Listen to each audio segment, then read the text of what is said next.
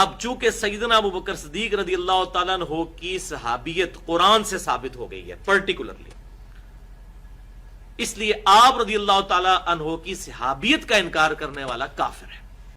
آپ جب کسی کو مسلمان کرتے ہیں تو کیا آپ اس کو کیا یہ پڑھاتے ہیں لا الہ الا اللہ محمد رسول اللہ ابو بکر ولی اللہ؟ تو اب حضرت ابو بکر کا انکار کرنے سے وہ اسلام سے نہیں نکلے گا۔ اس لیے آپ رضی اللہ تعالیٰ عنہ کی صحابیت کا انکار کرنے والا کافر ہے۔ یہ میں آپ کو ایک کریٹیکل ایشو سمجھانے لگا ہوں۔ آج کی ڈیٹ میں بھی اگر کوئی کسی صحابی کو اپنے علم کی بنیاد پہ کافر بھی ڈکلیئر کر دے، وہ یہ سمجھے کہ میرے نزدیک وہ کافر تھا، تو اس سے یہ نہیں ہوگا کہ ہم اس کی تکفیر کریں گے۔ اس تک جو روایتیں پہنچی ہیں وہ یہی سمجھتا ہے۔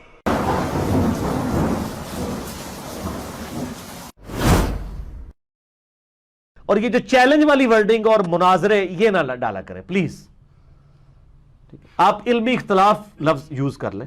چیلنج جب ہم نے کیے نہیں، نہ ہماری یہ ڈاکٹرائن ہے، ہم تو صرف علمی اختلاف کرتے ہیں، پھر خام خواہ اس کی وجہ سے مصیبت کھڑی ہوتی ہے، لوگ اس کے کیا سے کیا مطلب ہوتے ہیں، پھر کہتے ہیں یہ چیلنج کرتا ہے تو پھر بیٹھتا نہیں ہے۔ آپ اس ویڈیو میں سن لیں کون سے چیلنج کیا ہوا ہے۔ وہ چیلنج انگلش والا لفظ کبھی میں یوز کر لیتا ہوں کہ آپ کے لیے چیلنجنگ صورتحال ہے۔ میں چیلنج کرتا ہوں دنیا کی کسی حدیث کی کتاب میں نبی صلی اللہ علیہ وسلم سے یا صحابہ اکرام علیہم رضوان سے تراویح کا لفظ ثابت کریں۔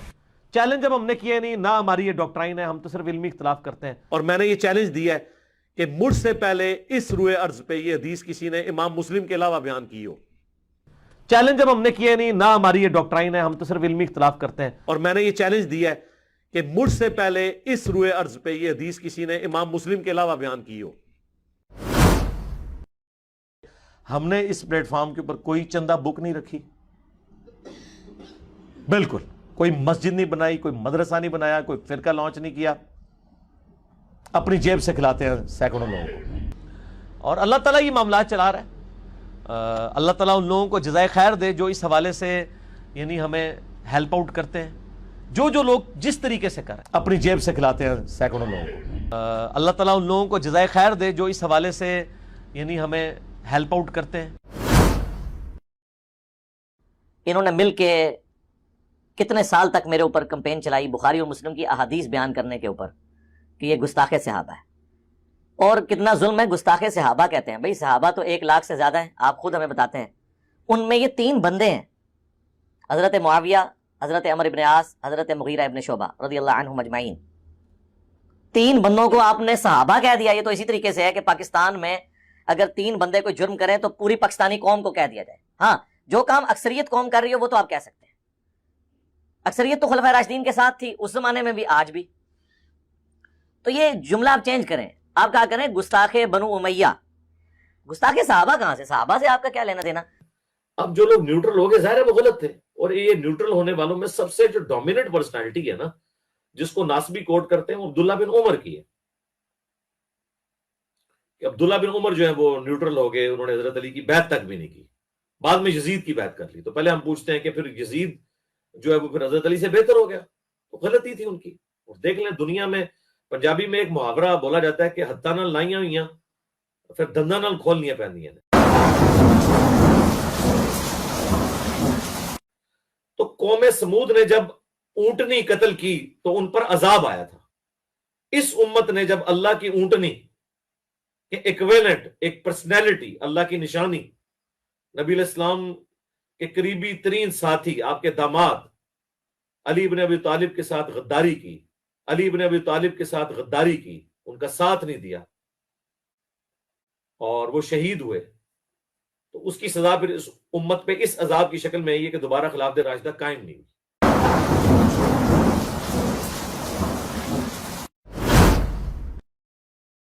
پہلے تو وہ میرا لیکچر لے کے آئے جس میں میں نے حضرت معاویہ رضی اللہ تعالیٰ عنہ سے متعلق ان احادیث کا انکار کیا ہو، انکار بتائیں۔ علم حدیث میں یہ چیز بھی مانی جاتی ہے کہ ضعیف یا جھوٹی حدیث کی ایک نشانی یہ بھی ہوتی ہے کہ وہ حضرت معاویہ کے حق میں ہوتی ہے رضی اللہ تعالیٰ عنہ، یا جھوٹی حدیث کی ایک نشانی یہ بھی ہوتی ہے کہ وہ حضرت معاویہ کے حق میں ہوتی ہے رضی اللہ تعالیٰ عنہ۔ تو سب سے پہلے تو امام بخاری کے سامنے آپ پروٹیسٹ کریں کہ انہوں نے حضرت میر معاویہ رضی اللہ تعالیٰ عنہ کے چیپٹر میں جو فضائل کے اوپر چیپٹر باندھا اور اس کا نام رکھا ذکر معاویہ. فضائل کے اوپر چیپٹر باندھا اور اس کا نام رکھا ذکر معاویہ. وہابی جو اہل حدیث فرقہ ہے، اس کے جو بڑے امام ہیں ابن حجر اسقلانی، انہوں نے ذکر معاویہ چیپٹر صحیح بخاری کی جو شرح لکھی ہے فتح الباری، وہ ذرا پڑھ کے دیکھ لیں.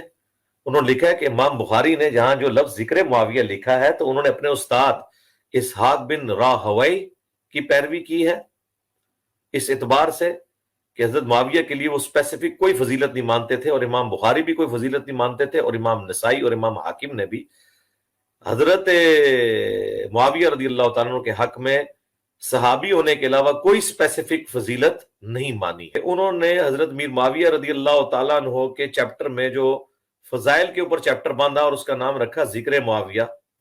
یہ کیسے ہو سکتا ہے کہ صحیح بخاری کے اندر کوئی حدیث آئے اور میں اس کا انکار کر دوں؟ جھوٹی حدیث کی ایک نشانی یہ بھی ہوتی ہے کہ وہ حضرت معاویہ کے حق میں ہوتی ہے رضی اللہ تعالیٰ عنہ.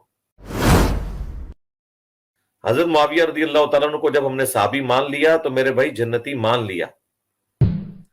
کسی شخص کی فضیلت اس کی غلطیوں کا کفارہ کبھی بھی نہیں بن سکتی، ناٹ ایٹ آل.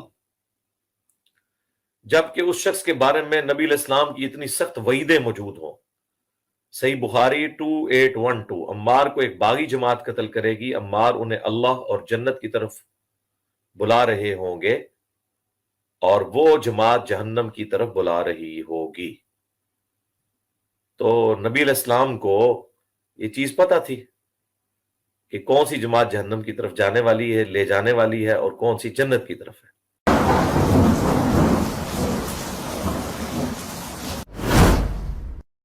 علیکم بسنتی و سنت الخلفاء الراشدین المہدیین، تم پر میری سنت اور میرے خلفاء راشدین کی سنت لازم ہے. اور دین میں بدعتوں سے بچنا، ہر بدعت گمراہی ہے اور ہر گمراہی دوزخ میں لے جانے والی ہے. سنن نسائی میں الفاظ موجود ہیں. یہ تو ہے ہی خلفاء راشدین کے بارے میں کہ ان کے مخالفین بدعت پہ ہوں گے. یہ تو ہے ہی خلفاء راشدین کے بارے میں کہ ان کے مخالفین بدعت پہ ہوں گے. حضرت عثمان کے اوپر بعض لوگ تان کرتے ہیں، ہمیں بھی کئی معاملات میں ان سے اختلاف رائے ہے، ہمیں بھی کئی معاملات میں ان سے اختلاف رائے ہے، ہمیں بھی کئی معاملات میں ان سے اختلاف رائے ہے، لیکن ہم تان نہیں نعوذ باللہ کرتے. خلیفہ راشد ہیں.